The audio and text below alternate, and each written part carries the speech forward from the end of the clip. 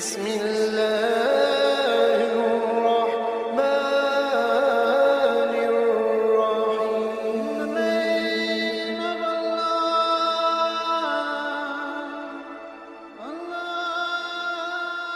الرحيم. بسم اللہ الرحمن الرحیم. شروع اللہ کے نام سے جو بڑا مہربان اور نہایت رحم والا ہے.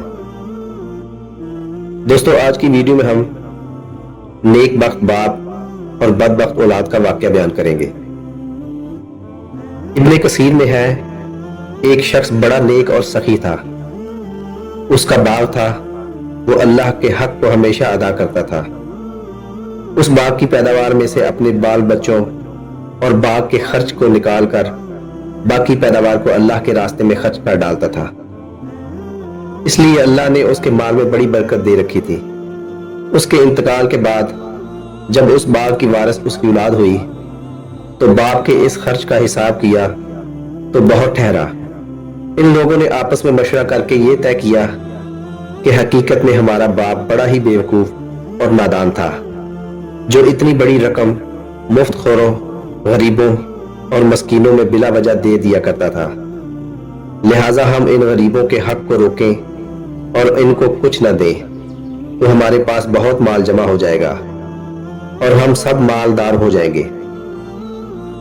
جب یہ مشورہ کر چکے اور باغ کے پھل پک گئے اور کھیتی تیار ہو گئی تو رات ہی کو ان لوگوں نے قسمیں کھائیں کہ صبح ہونے سے پہلے پہلے رات کے وقت چلو اور رات کو پھل توڑو تاکہ کسی کو خبر نہ ہونے پائے. چلتے وقت پچھلی رات کو ایک دوسرے کو جگاؤ اور چپکے چپکے دبے پاؤں چلو تاکہ غریبوں کو خبر نہ ہونے پائے کہ آج پھل توڑنے کا دن ہے، ورنہ اپنے باپ کے دستور کے مطابق مجبوراً کچھ نہ کچھ دینا ہی پڑے گا. یہ سب منصوبے بنا کر کانا پوسی کرتے ہوئے باغ کی طرف چلے. ادھر ان کے پہنچنے سے پہلے ہی اس باغ پر اللہ کا عذاب آیا اور آگ نے جلا کر خاکستر کر دیا. وہاں کوئی درخت رہا اور نہ سرسبز لہلہاتی کھیتیاں، نہ پھل پھول رہے، سوائے راکھ کے جلتے جلستے ڈھیروں کے سوا کچھ نہ تھا.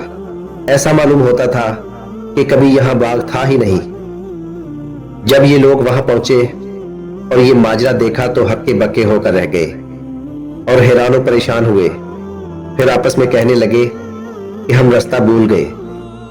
پھر نشانات وغیرہ دیکھ کر سمجھ گئے اور کہنے لگے کہ ہماری بدنیتی اور بخیلی کے سبب یہ برباد کن اور برے نتائج نکلے ہیں. اپنی غلطی کا اعتراف کرتے ہیں اور ایک دوسرے کو ملامت کرتے ہیں. دوستو، آج کی ویڈیو اچھی لگی ہو تو چینل کو سبسکرائب ضرور کیجیے گا. اللہ تعالیٰ آپ کا حامی و ناصر ہو.